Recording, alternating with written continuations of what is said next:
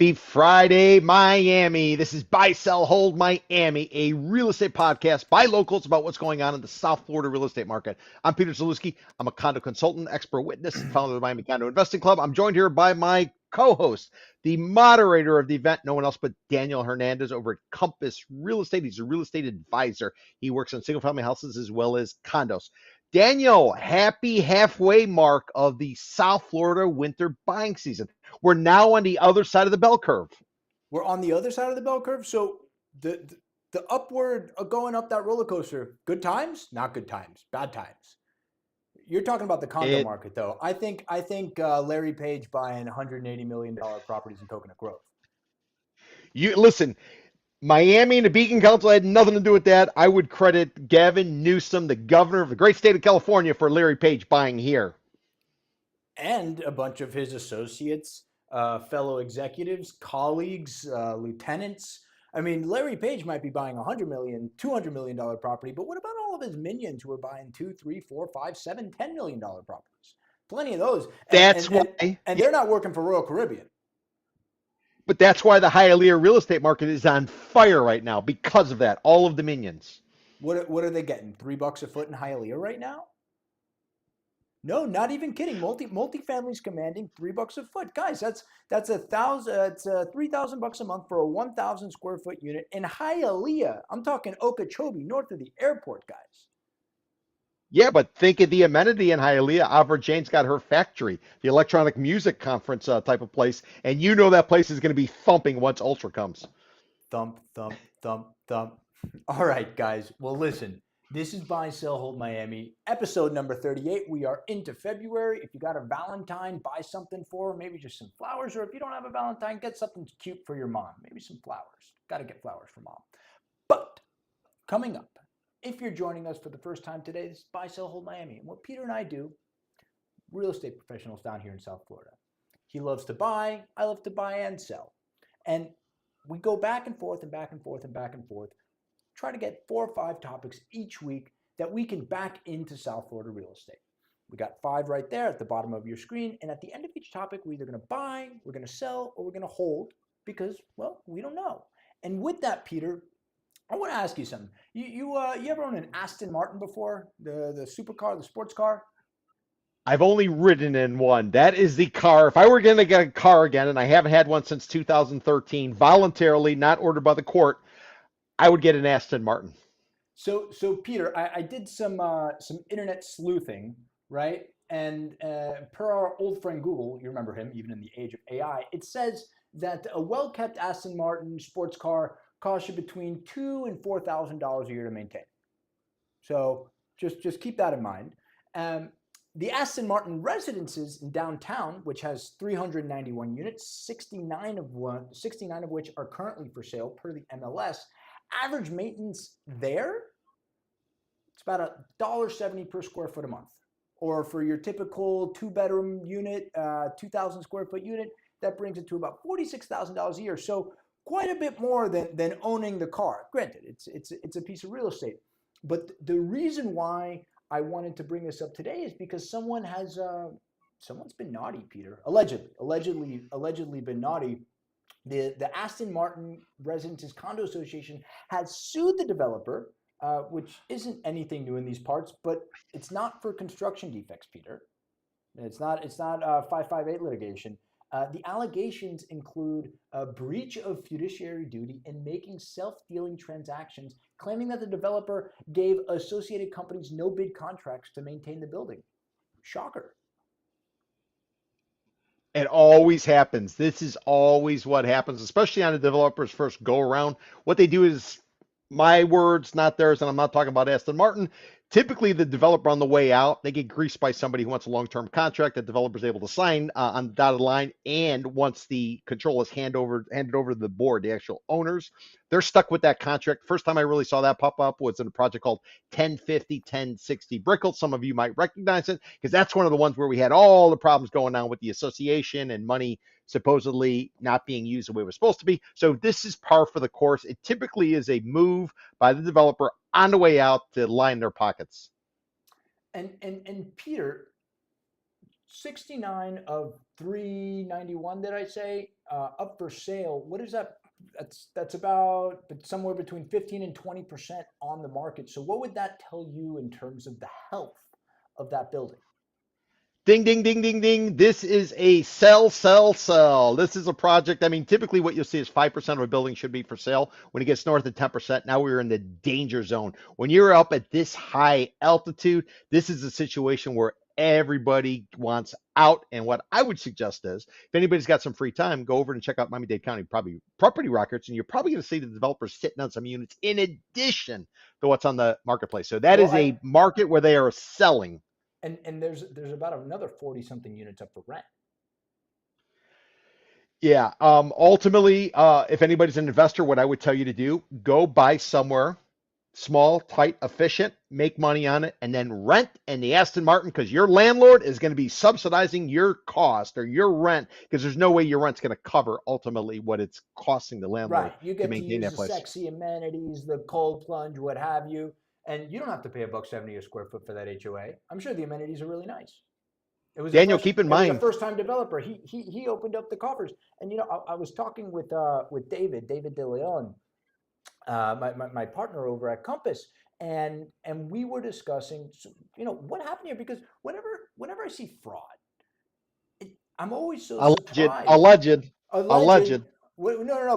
But extrapolating from this, whenever I see fraud overall, I'm always blown away by the dollar amounts. Like out of zero, they're suing this guy for $5 million in damages. If you're gonna commit a crime, if you're gonna do something naughty, Allegedly. allegedly, add a zero, add a couple of zeros. Like the dollar amounts are so often so small, and then they often get caught. And this guy is it's literally criminal. This isn't civil. This is bad people stuff. He's got exposure here. Um, but so I was talking with David about it, and it goes like, why would he do this?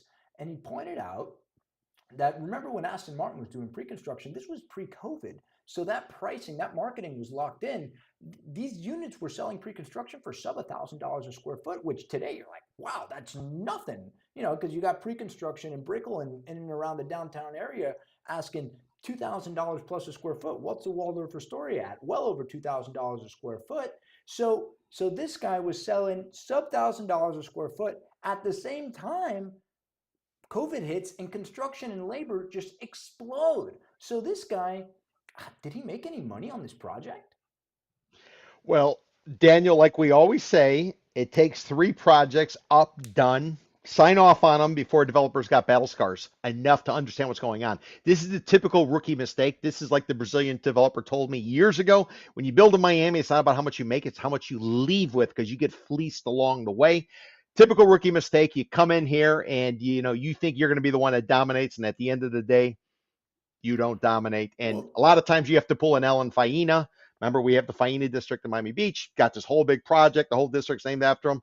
Ultimately ends sold up it off selling in his pieces. house, sold it off in pieces, sells his house, goes to Argentina, and now he's back trying to reposition on the north bank of the river. This is always, always, always what happens. And what I would throw out to you, Daniel, according to First Service Residential, a very large property management company down here in Tri-County, South Florida area, as well as North America, they say the maintenance fee should be $1.15 a square foot per month. For context, on average in Miami-Dade County, what'd you say the maintenance is coming in at 170 something? About a buck 70. Yeah. Now, typically when you run in that high maintenance, what you're going to find is there's all kinds of cost overruns, excess in terms of whatever it's going to be. Like the And maintenance normally, company is leasing a unit in the building to use as their office. Allegedly, this is what happened for well above market rate. and this ultimately is a rub. That's why you had the 1050, 1060 project, 15 years ago. It was the same type of situation. When you shop the market, once it came online, you saw what the maintenance fees were. You're like, dude, there's no way I'm buying in here. It's going to kill me. And it sounds like Aston Martin is sort of going through the same experience right now. And the thing is, it's almost impossible to rectify it. And let me make a prediction, Daniel. I've been pretty good on my predictions. Can I make a prediction? Please do, sir. We are not going to know what happens. Why? They're going to settle. They're going to sign an NDA, and you will never know. Zip, nothing, nada, nunca, forget about it. So what happens? Nobody who's an owner in this building can talk about it. I mean, it's like the biggest conspiracy ever. Well, I'm sure people will talk about it, but there'll be a threat of, it's kind of like that catch and release. If you ever remember what was going on with the National Enquirer, they would go, they'd sign somebody up, they get an exclusive on it, and you basically couldn't talk about it. So it's an easy way to shut everybody up. You pay enough money to make them go away. The good news is that people are able to go in there and analyze these buildings and compare it. And once you start to compare it, you start to see why this project has got some rocky times ahead, is what I would argue. And by the way, anybody looking at this site on a map, what I will tell you, it is Let me pull it fantastic up. location. It It's is a a fantastic fantastic. location. He bought this, and this was the easiest transaction to remember because the numbers were so straightforward. He paid 125 million for 1.25 acres. Acre about a 43,000 square feet, so about 50,000 square feet he got on the river, which at the time, Peter, I'm sure the sales development guys would have told you this is the last piece of waterfront real estate in downtown. And Peter's retort to that would be, You can recycle condos. You can terminate condos. But Daniel, you remember who sold it to him? who sold it to him? Gentleman called Ugo Colombo. Remember, guys, Oh, when you play the Ugo. condo market, you bet it's like a horse race. You bet the number, you bet the horse, you bet the jockey. Always bet the jockey. If Ugo Colombo, a well-established developer down here, has got a project going up in Coconut Grove that he's running a billboard over a bait shack in order to sell units, if he is selling it, chances are he knows more than you. And the guy The coming in buying billboard's it downstream, working. the guy coming in downstream is probably going to get fleeced, and that's a perfect example of this. Plus, by the way, if memory serves me correct, the developer who put up this project with the Aston Martin, I think their business in Argentina was grocery stores, so it's a natural transition to come to Miami and start building condos. What could Koto, go wrong? Koto, I think his name is. Yes. What could possibly go wrong? Buy, sell, hold, Aston Martin's maintenance issues. Um, uh, Maintenance issues are a problem, or maintenance issues are a mirage? No maintenance issues. Yeah, they have maintenance issues. I'm buying that. Oh yeah, that's pound the table, and we saw early signs of it because remember what percentage of the building's been for sale for so long. No, this is very hard to recover from, especially because reputation damage. Now everybody on the street is simply going to talk about maintenance. They're not going to know the numbers, but they're going to say, "Well, it's too high in maintenance fees." So what is that going to do? That's going to contribute to the doom loop, which ultimately brings down pricing, in my opinion. All right. I too am a buy on this. Moving along, we got Miami Beach walks back spring break austerity. So, Peter, Yes, Peter, yes. what's Peter's favorite line on the show? If you're in the chat, chat it up. Tell us because if you're a loyal listener, he likes to say it. People came in 2021 for three reasons. Number one, they didn't have to wear a mask. It was mandated in other places because of the pandemic. Number two, Wall Street said you could work from home. So did Silicon Valley. And number three, Miami Beach allowed you to go to Ocean Drive and get on a cop car and twerk, twerk, twerk. Tell me they're bringing it back. Are they bringing back twerking in Miami Beach, Daniel? No, they're not, Peter. They're rebranding. So if nobody knows what Peter's talking about. The context is the apex of spring break is a couple of weekends, typically in the middle of March. And there was some craziness that went on 2022, 2023. People got injured, people got shot and killed. I mean, this is Miami Beach we're talking about here. It's supposed to be wholesome families, and it was pandemonium. And so as a result, Miami Beach instituted these crazy austerity measures, midnight curfews. They closed the beach after 6 p.m. They didn't allow stores to sell alcohol after 6 p.m. And it worked because I mean it was very severe austerity measures. The flip side of that is that the businesses that survive on this kind of stuff were like, whoa, what do you mean I can't sell alcohol after 6 p.m.? My entire business is from 6 to 4 a.m.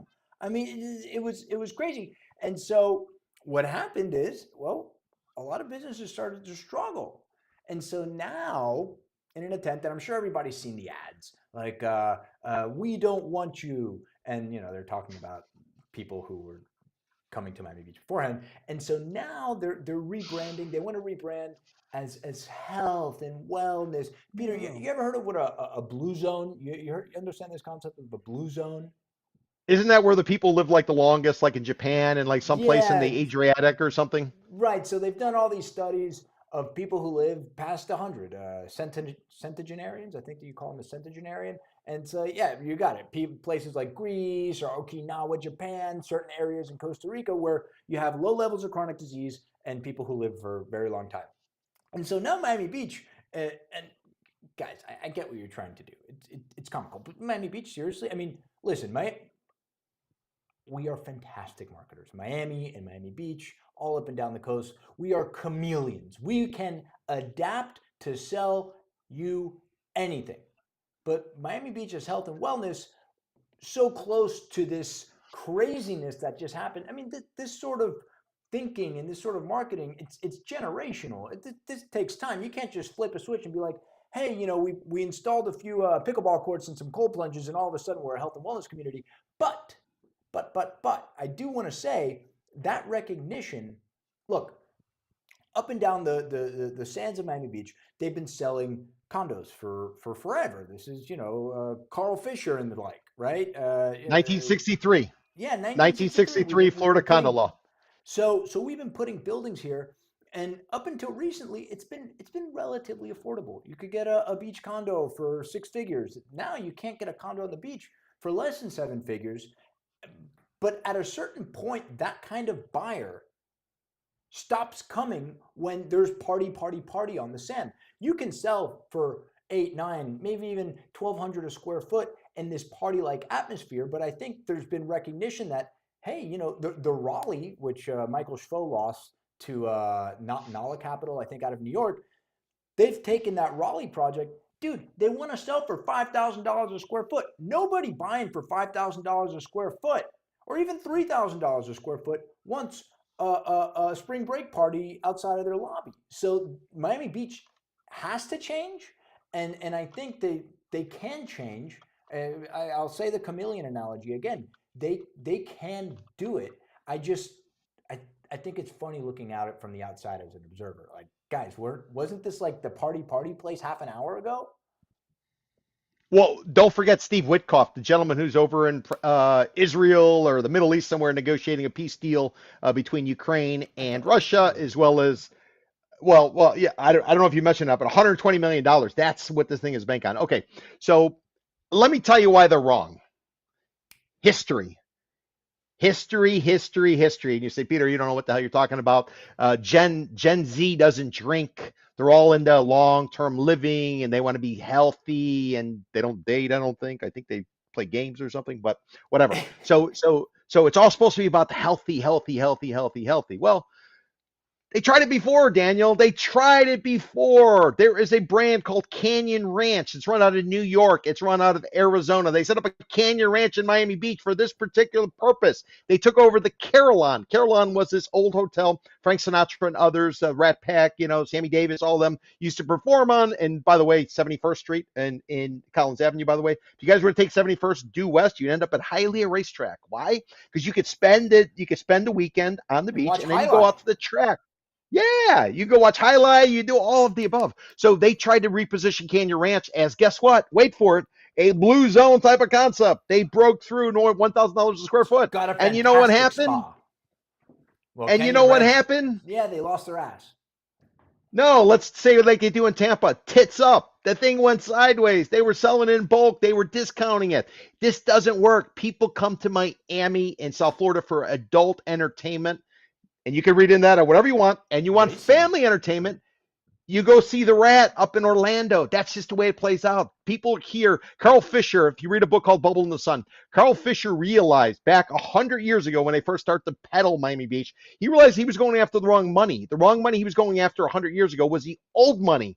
He realized that's Palm Beach. Palm Beach is old money, the new money, the energetic type, the people who want to race boats, people who want to do anything they want to do. They're coming here. They need to pivot in the other direction. These are people who do not understand the history of Miami Beach. They've obviously never read that, and or somebody's brother-in-law or significant other, maybe mistress, has a consulting deal in order to push this. This is a disaster. Sell, flip the damn table over and punch somebody in the mouth. This is a disaster. You're pretty good on time on that. I'm a believer in the beach. I'm a believer that Oh, the beach is yeah. coming back, Holistic? No way. but the branding it's off, right? It's off. Maybe that's why they came so down hard on Nikki Beach. But I mean, the new plan with these other guys, the Carbone guys, it's going to be the same thing. So I don't. What the guys making $60, $70 Milanesas are going to have a cold plunge? There's a disconnect here. I'm selling that too, but but I'm not a seller Miami Beach. There's there's a gentleman. He's got a name of, where are my notes here? Scott Sherman. You ever heard of Toros Equities? When I think of Toro, I think of the insurance company that Shaq, No, with the bull with the Shaquille horns. O'Neal. No. So That's the to, to, general. That's the general. There is one that's marketed on the billboards in Spanish, like Toro Insurance. Sorry, yeah, no, I Toro don't know this Insurance. company. This is interesting. My office is in Coconut Grove. Come by, stop by, have a beer at Monty's. But up the hill from us, from Monty's, there's a new construction, or fairly new construction for the Grove, building located at 3480 Main Highway, right across the street from the Barnacle, Peter, right next to Green Street. I think it was where the Senor Frogs was way back in the day.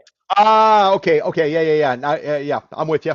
So some folks developed this tiny little. It's only got they got a restaurant at the bottom, a mall. They have three commercial tenants on floor one, two, three, four, and then on the top floor they have like another bar restaurant concept, right? And the the owner of this building foreclosed on, forced into auction, and this guy Toros Equity, Scott Sherman, took this thing out for $32.5 million a year ago. He just sold it off market to another private equity real estate development group for 61 million.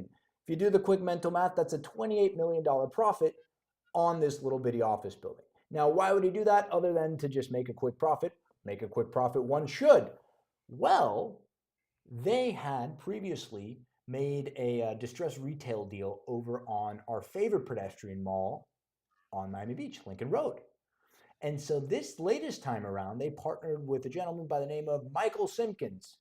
You know him. He's the guy counting checks as the bouncers sweep the $1 bills off his entertainment venue. It's called 11 downtown in the 24-hour entertainment district.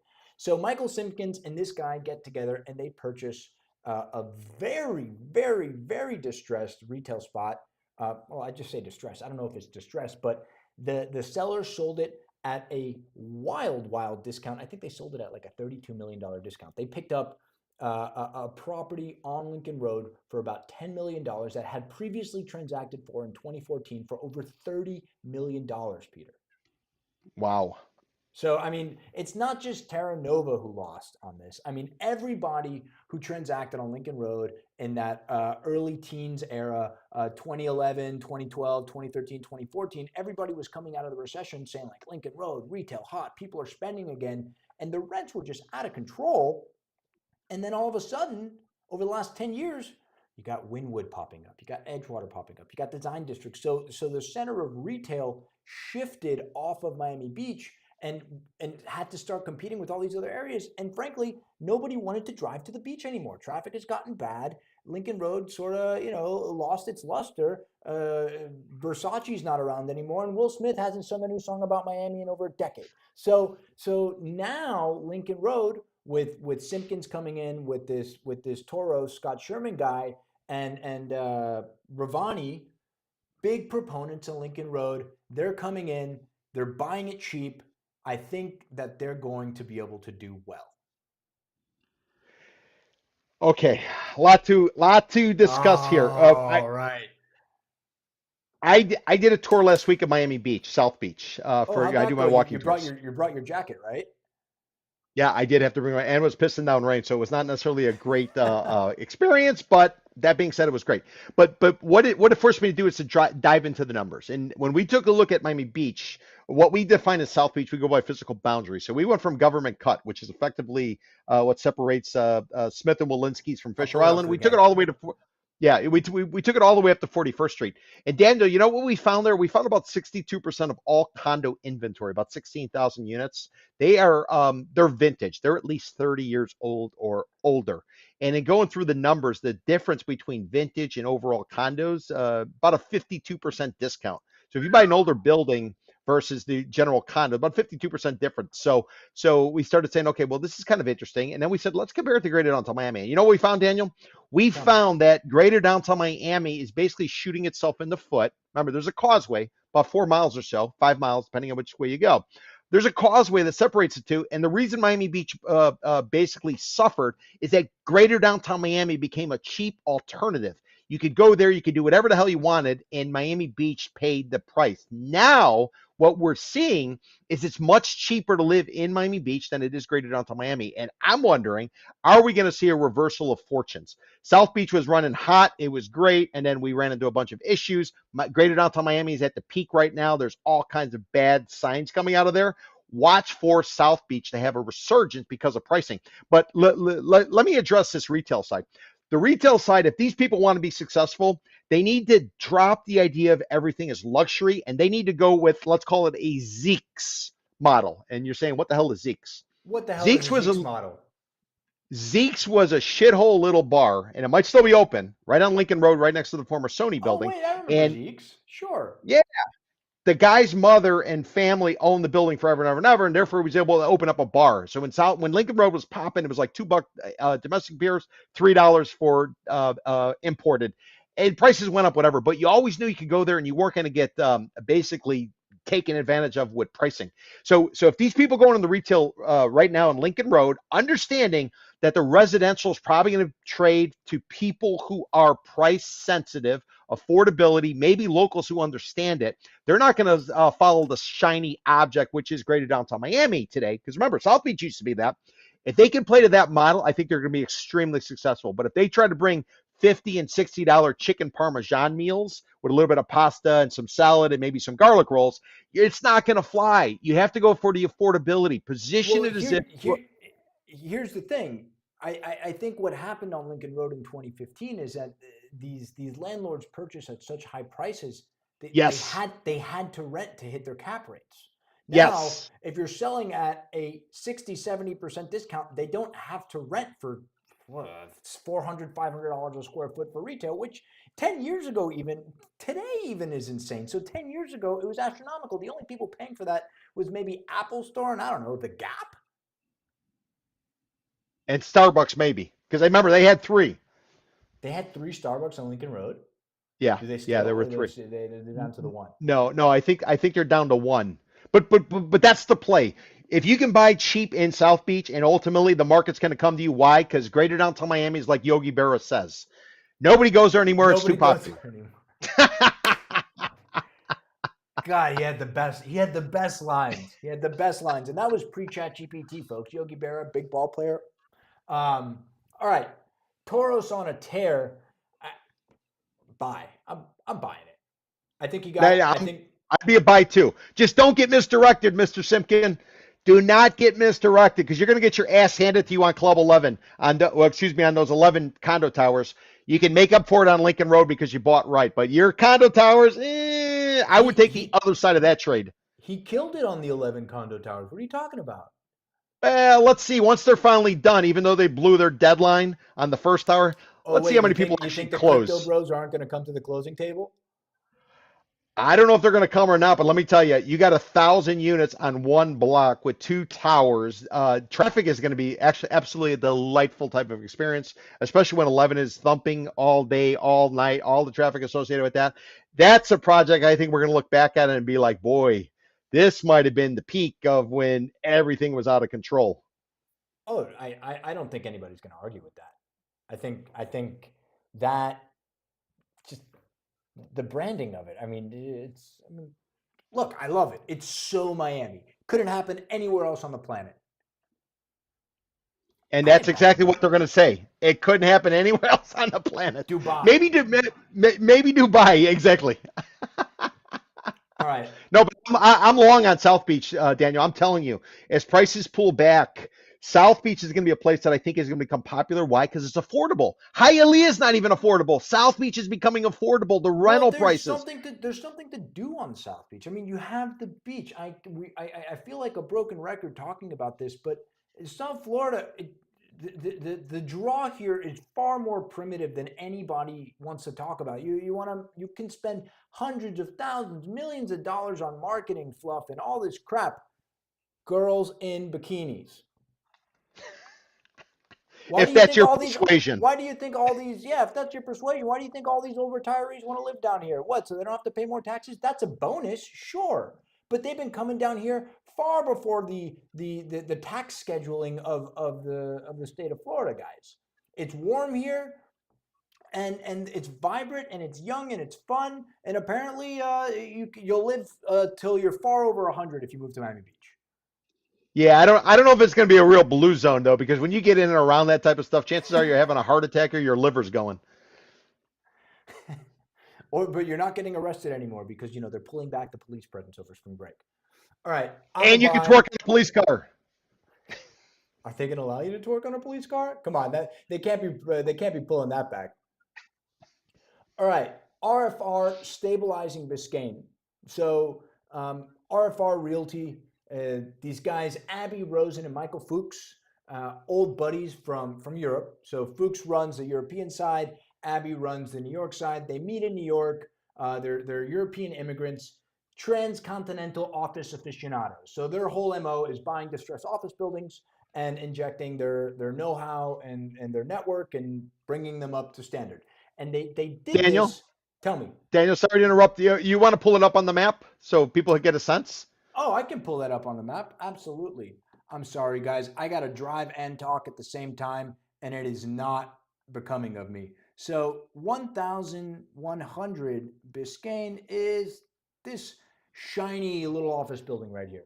So when Abby bought this, when RFR bought this, it was leased to 60 something percent, distressed. They were having a tough time. So him and his partner come in here, they buy it, they lease it out to LVMH. They lease it out to Fortune 100 companies, and they fill it up. I think it's got like a 90 something percent occupancy per co-star right now.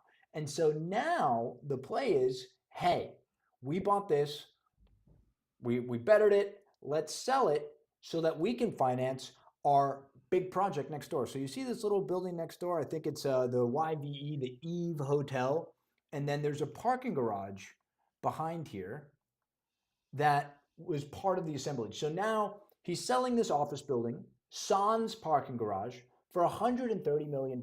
And why did I want to talk about this today? Because over the last few weeks, we've been talking about a lot of movement going on Biscayne. The Waldorf is well underway of construction. Allegedly, they are well over 90% sold. That's PMB. 200% sold. 200% sold per Peter Zalewski. You heard it here first. And then just a few weeks ago, actually just last week, the second round of the auction for 340 Biscayne was finalized, where the Cirrus Group, maybe they're called Cirrus Private Equity, Cirrus, CIRRUS, was a creditor to a gentleman named Gilberto Bohemi, who foreclosed, who defaulted on a $70 million loan. They went to auction. They bought that building with plans, fully entitled, ready to go up to build a building for $95 million. That building had previously been listed for about $170 something million, no bites. So they picked this up for 95. This guy, Abby Rosen, has a building down the street up for sale for 130. That's an office tower already stabilized, ready to, operate, make money on.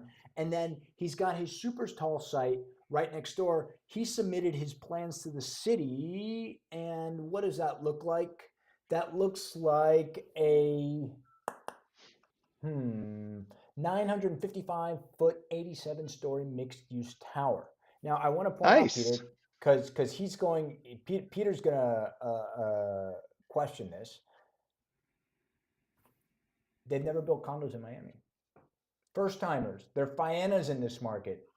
They're the Argentinian who put up Aston Martin. These are office guys, Peter. How will they fare in the Miami condo sales market? Are they biting off more than they can chew here?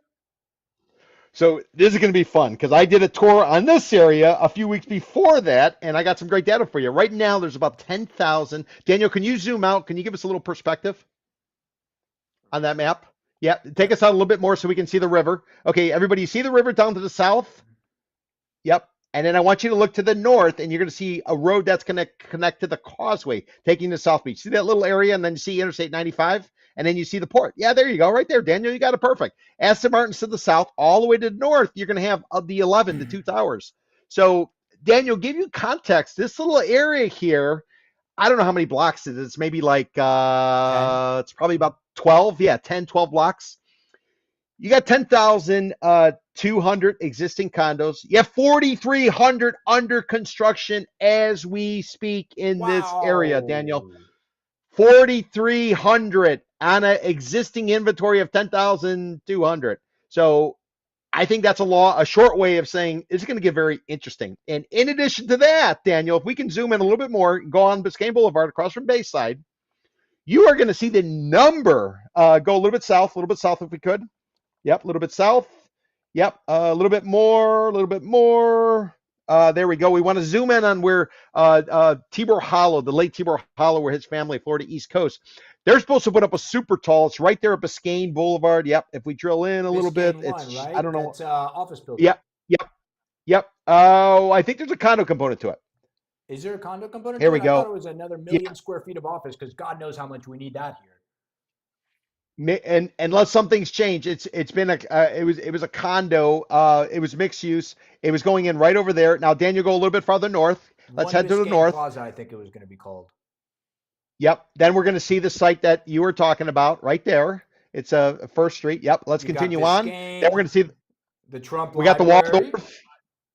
Yep. We got the Waldorf. Trump Library's 2,500 units. Let's continue onward. Yeah, that's a 2,500. That's a chateau property. This is a group out of Argentina. They own that site. They're supposed to go with a high res. I've done consulting for them in the past, just for disclosure reasons. And then let's continue onward. And we keep going, keep going, keep going. And then you're going to get to the end of it. Now, Daniel, if you go a little bit farther west, you're going to see the two towers of 11, where you got 1,000 units. Yeah, you're only seeing one of them. See that one tower that's kind of in the center of the screen? That's only one of them. That one was supposed to be online last year. They didn't yet finish it. This is their first project. Well, PMG is the developer, same one who did Elser, which is just down the street. Yeah, so you got a second one going over there. So, Daniel, Yeah, it's called 4,300 units. Beyond 11. 11 Beyond. Yeah, my bad. My bad. And then if you were to continue going the other way, Daniel, heading back south, right there on that street, which I think is Northeast Second, you're going to run into where Adam Newman, the famous Adam Newman of WeWork, who had the company, it didn't work out well, but he was a billionaire. He then repositioned himself, and he is now a condo developer. So he bought a piece of dirt Indeed. up off of 79th Street in Biscayne, and he's bought two rentals to turn into condos. And this is where his flow is. His flow house condo is here. He's His got another one on the other multifamily side. one just on the river just came online. They're asking about Exactly. 550 a square foot. So Daniel, we have a Democratic mayor, and I know there's a lot of people into socialism. Maybe they are, maybe they're not. So let me just sort of talk about a capitalistic approach, and that's called supply demand. Typically, the more supply you have, the lower the price. The less Okay. supply you have, the higher the price. I would argue to you this is an example of a market that is going to go sideways in a big way. And typically, what happens when the market goes sideways? Land costs. You know what happened to them? They collapse, Daniel. They will collapse. At least this particular site is got office on it. It can generate some rent, so they don't need to bring in a bunch of food trucks or, like they used to say, roach coaches to try to generate some cash. You don't have to necessarily set up a drive-in at night. This is an area that is going to be a lot of fun if you are a distressed buyer. And if you are an owner in this particular area, I would suggest you become bold. You got about 90 days till the winter's over, and you try to get the hell out, because this area is going to be a lot of fun going forward, simply because of the supply-demand game, even though we have a Democratic mayor in the city of Miami. How many of those 4,300 units? You said 4,300 units coming up, Peter? How many of those projects are slated to be short-term rental, BTR, STR, build to rent, short-term rental, Airbnb friendly properties? The exact percentage I couldn't tell you, but the area we're looking at right now, it's called Miami World Center. That Miami World Center, the reason it's so attractive is you basically got 24/7 liquor license. Anything and everything can go on in this area. So the zoning here is so spectacular that everybody wants to be there. And as a result of that, I would venture to guess you are going to have a bunch of these short-term rentals, including the Gale. If you look at the Gale and then the TiVo, Daniel, which is right in there, that's a perfect example of what you do. You put up a 40-story, 50-story tower, and they're all daily rentals. That's the one where Airbnb originally was going to go into, and then there were some legal issues, and it didn't work out. Oh, I didn't know Airbnb was so they were going to bring like a vertically integrated, like basically a hotel. Yeah, yeah. Well, the project was this was going to be the, we're a laboratory for condos. Silicon Valley does technology. We do condos. Yes, we And do. it was the developer had made an arrangement with Airbnb. This was going to be their first. Airbnb was actively involved in this project. And you can look at the press reports because I don't want to mention developers are very litigious. If you look at the press reports, Airbnb and TiVo, and it went sideways. It went sideways, but it's a spectacular sideways. But yeah, that's the area where you have a high concentration. I would assume most of those units are going to be short-term rental, and I'm just going off the cuff here. But yeah, there's going to be a hell of a lot of rentals, short-term rentals in that area. But 4,300 new ones coming, 10,000 standing. If you were to go north, you're going to run into what, another 17,000, and you go south, you got another 30,000. The entire stretch from the Eddie Rickenbacker South, all the way to Julia Tuttle, about 60 blocks or so, 60,000 units. So let me ask you something, because we got a little bit of time, and before we jump to the next topic, Peter, what happens when a short term rental building delivers, and then the HOA, can they decide, ah, we don't really like this. We want to change the condo deck to ban short term rentals because most of the buyers wind up being end users, or at least the people that control the HOA board are end users. Because end users, I can't imagine that they want to be living in a hotel like daily rental environment. What can be done there, or what have you seen, or what do you predict is going to happen?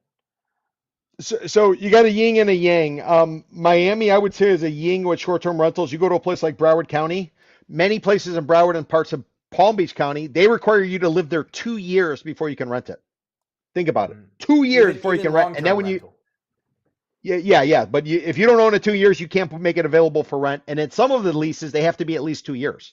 And there's a certain rule or a law that says a realtor can't write up a lease for more than 12 months, whatever. So it complicates it. But basically, you got the yin and the yang. So in Broward County, what's happening is the prices are collapsing because you can't rent them. And in Dade County, you can rent short term, and that's why you got stronger prices. So I would just argue, generally speaking, you want the flexibility and availability to rent if you want a higher price. And if you want a lower price, you go into a place that is very restrictive on rentals. But generally speaking, you have to change the condo declaration, and people should talk to their attorney about this. But sometimes when you go to change the condo declaration, you don't do it right, you get additioned. You get additioned. And what is the addition? The addition's up on 21st and Biscayne, right on the bay. This is the one where the guys went in, they bought it, a majority. They then changed the condo declaration, even though they weren't allowed to, as according to a Florida courts. And now they have to restore a fully gutted, Six, shelled building and restore it back to where it $65 was. million estimate on that, by the way, Peter. So Yep. I So want to that's remind everybody that the eight holdouts, there were eight holdouts in this building. The eight holdouts wanted $50 million, which at the time seemed kind of ridiculous. But hey, you know what? They have the power to do so because that's what the condo deck said. The developer offered them 20. They gave him the old Basa Magula, and then this judge came back and said, no, you got to restore the building because per the owners, the holdouts attorney, they just want their homes back. So all of a sudden, that $50 million payout doesn't seem too steep considering what they have to do now to get this project back online. I mean, can you imagine if you were a reservation or a depositor, somebody who put down a reservation to own one of these addition condos back in 2022 when they started marketing this thing? Peter, it was supposed to deliver this year. It was supposed to deliver in 2026. The old building is still there. The old building they have to rebuild so that they can even have an opportunity to tear it down now. This is going to be and going on forever. and just like we created the moniker Ken Billions for Ken Griffin, I think we're creating a moniker and getting additioned. Oh, Additioned is the name of the you're brand of turning it which into this a condo was supposed to be. you're turning into a verb. You just got additioned. Wow. Wow, Peter, I you're don't think on. Ian Schrager. It wasn't Ian Schrager the one behind the Edition brand when it was over Yeah, yeah, Miami yeah, Beach. The yeah. guy He from was the guy yeah. who they hired to do that. And by the way, the Edition properties are very nice. I've stayed at the one in New York. I've stayed at the one. They have them all over the world. It smells really nice in the lobby. They have the best smelling hotel lobby of any hotel I've ever been in. Somebody come on the And show if and prove me anybody wrong. and if anybody wants to send a cease and desist about using the trademark Edition, I'm assuming they have a trademark. Send it to Daniel Hernandez. He is the moderator. Where's your office, Peter? Marina Blue? Yo no say. Yes, yes. RF, RFR stabilizing Biscayne, Peter. Buy, sell, hold. Stabilizing. Help me understand the way it's worded. I want to make sure All right, I'm RFR against it. I stabilizing think Biscayne. The way I worded it is confusing. That I will admit, I have too much fun playing around with the titles. RFR stabilizing Biscayne. So they stabilize the office building to then sell it at a profit and finance this Supertel project. Do you think that they will be successful with this 955-foot multi-use mixed-use tower? I would have to be a sell on that given market conditions and product type. All right, I'm gonna hold because I wanna see what these guys got. I wanna see and watch. I wanna sit and wait, and that's what we can do here because, guys, we're adults. We can admit when we don't know things. Bullish on 29th Street. I don't know what is in the water up there, Peter, but everybody is building on 29th.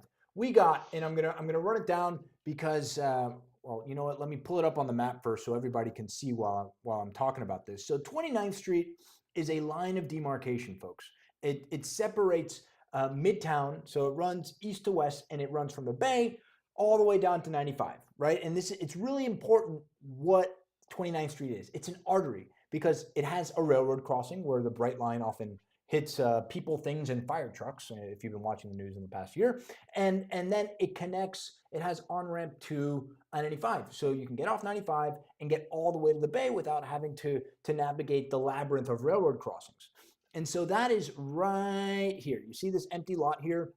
That's where the Walmart was supposed to go. That's where Carlos Rosso did that JV with proper development, and they're going to build this mega project here. But I want to start at the Bay, where Yep. David Martin is putting up his super awesome Villa Miami condo building that's starting 3 bedrooms, $6 million and up. So that's the premier super sexy David Martin Terra stuff. Then you move further west. We got the folks over at Black Salmon, interesting name for a development group, but they built Casa Brickell. They built Wynwood House, that's a multifamily, and they're putting up the HQ residences. So that's closer to the railroad tracks, but I think still east of the railroad tracks. Rylea, the Ojedas, the Spanish family that's been in the game for, I don't know, 50 years. We spoke about them last week, Peter, because they're the guys who got contracted to build the Santander headquarters opposite of Ken Griffin's Bayfront office tower site. They're building the Ryder, a condo building, and then a larger multifamily project called the Mohawk right next door. I'm only halfway through the list, guys. Just stick with me for a second. And then, so that's going to be right here. We keep on moving along. Oak Row Equities, we were talking about Brickell Bay Drive and Ken Griffin. Oak Row Equities, those are the guys who JV'd with Vladislav Dornin of Amman, Una, what did he do? Missoni, with the massive $520 million assemblage over there on Brickell Bay Drive. They just delivered on Wynwood Plaza, which has 509 apartments, office space, retail. And then we keep on going. We're going. This is the last one, I promise.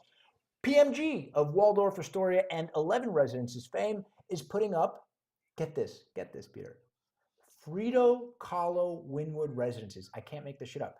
I had to look it up because that's actually a branded residence. The Frito Kahlo Corporation, or the FKC, owns the IP for Frito Kahlo. So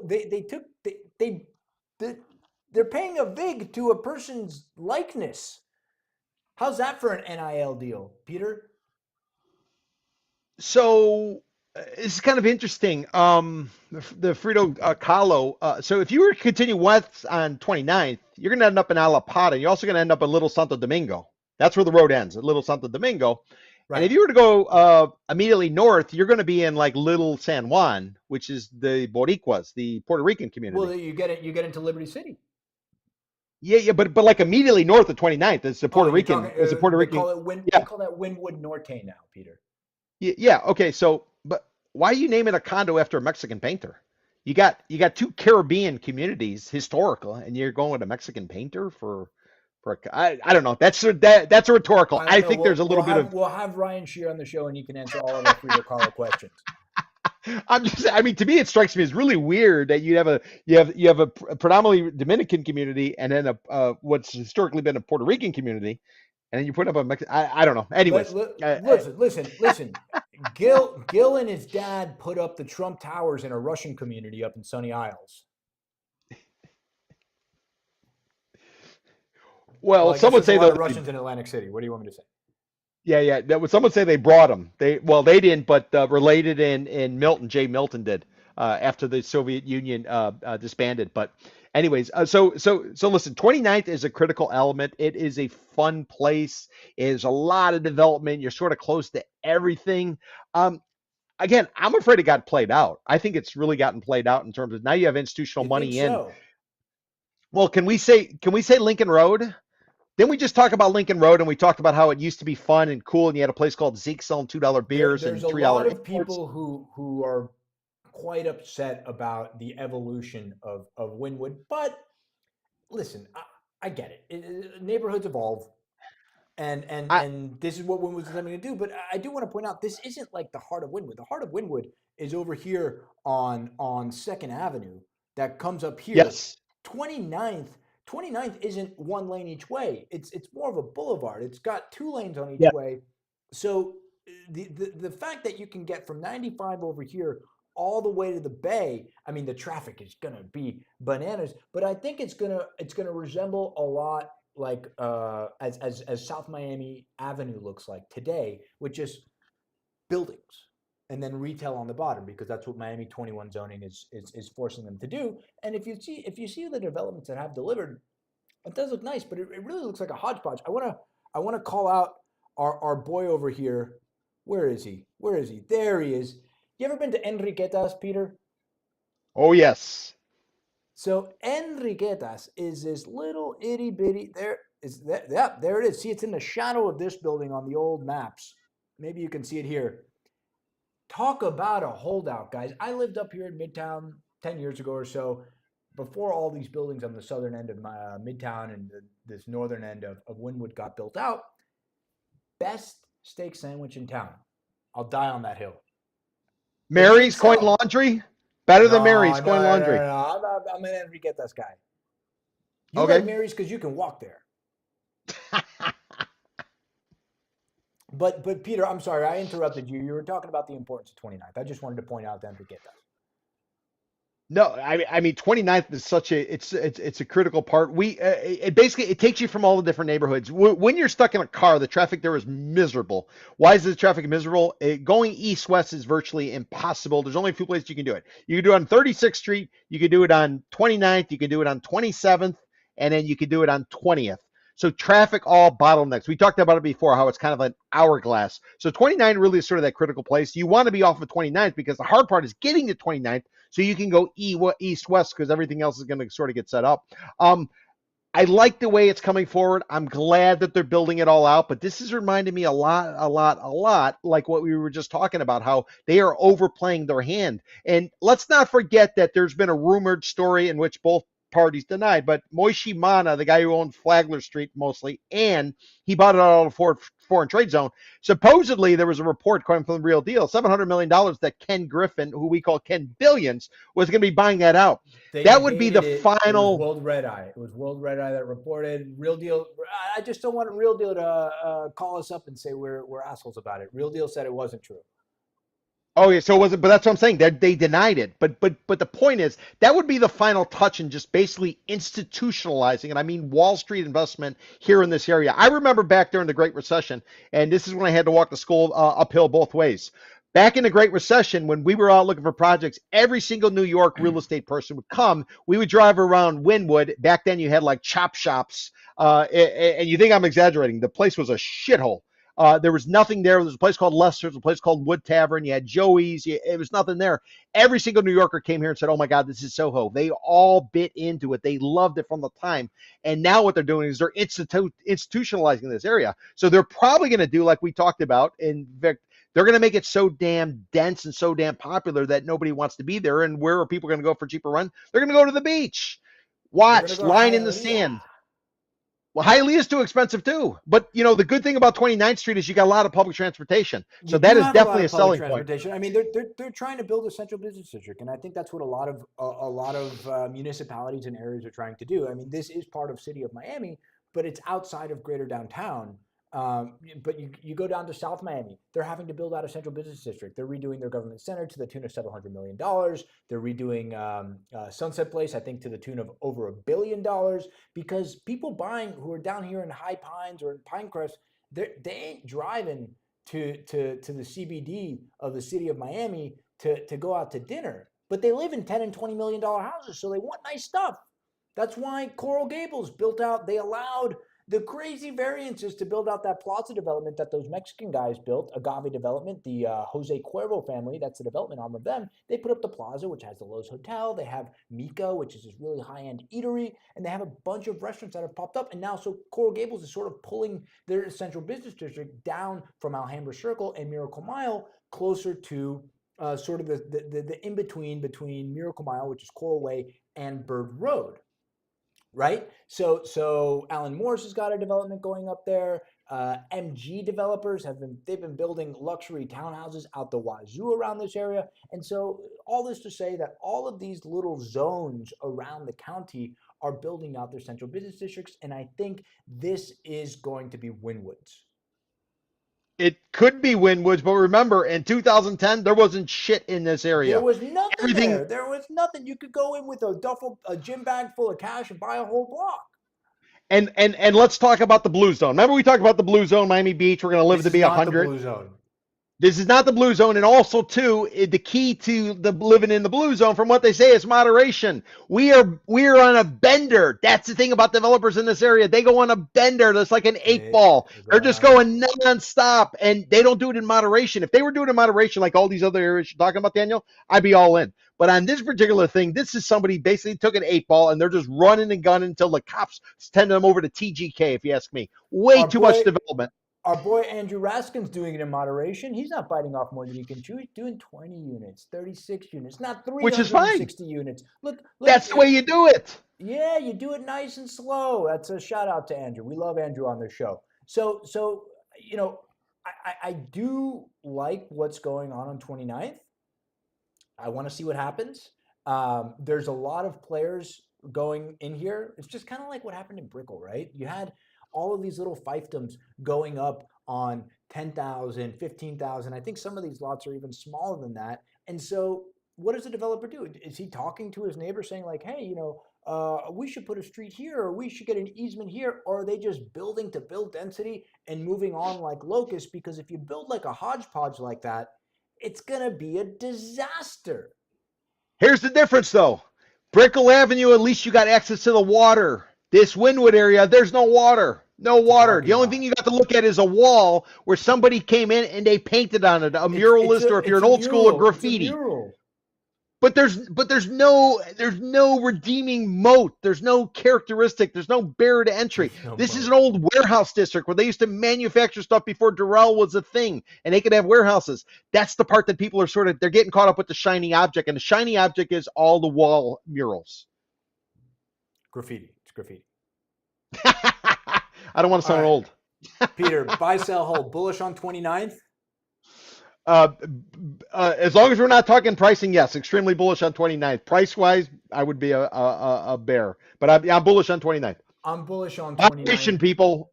Moderation, moderation. Remember, blue zone. Namaste. Namaste in bed if it keeps on with these cold spells. That's the end of our show, guys. Thank you so much for joining. This is episode 38 of Buy, Sell, Hold. By the way, just a little preview. In 2 weeks' time, we will have a very special guest because we are having to travel, not on an airplane, in a car. I'll pick up Peter because he doesn't want to walk. It might be raining. We're going to have Andrew Raskin of meta development on the show. We are very excited. We hope he is too. That's in 2 weeks from today on February the 20th. But we hope you tune in next week because we will have big stories for you on Buy, Sell, Hold live at 4 p.m. See you guys.